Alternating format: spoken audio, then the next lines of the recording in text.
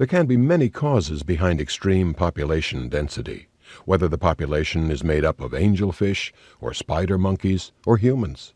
But without efficient forms of waste recycling, those dense concentrations of life can't survive for long. Most of that recycling work in both remote tropical rainforests and urban centers takes place at the microbial level.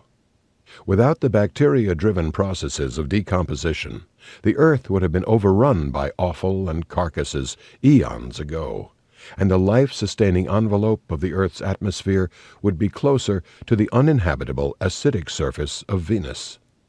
If some rogue virus wiped out every single mammal on the planet, life on Earth would proceed, largely unaffected by the loss.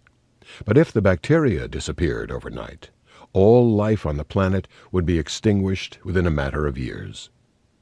You couldn't see those microbial scavengers at work in Victorian London, and the great majority of scientists, not to mention laypeople, had no idea that the world was in fact teeming with tiny organisms that made their lives possible.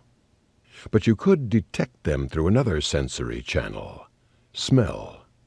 No extended description of London from that period failed to mention the stench of the city.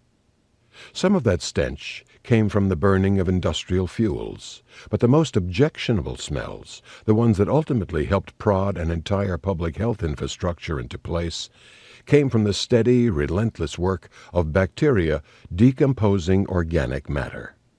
Those deadly pockets of methane in the sewers were themselves produced by the millions of microorganisms diligently recycling human dung into a microbial biomass, with a variety of gases released as waste products.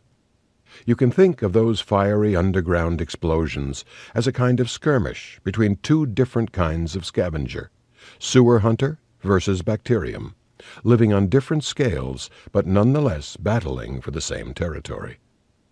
But in that late summer of 1854, as the toshers and the mudlarks and the bone collectors made their rounds, London was headed toward another, even more terrifying battle between microbe and man. By the time it was over, it would prove as deadly as any in the city's history.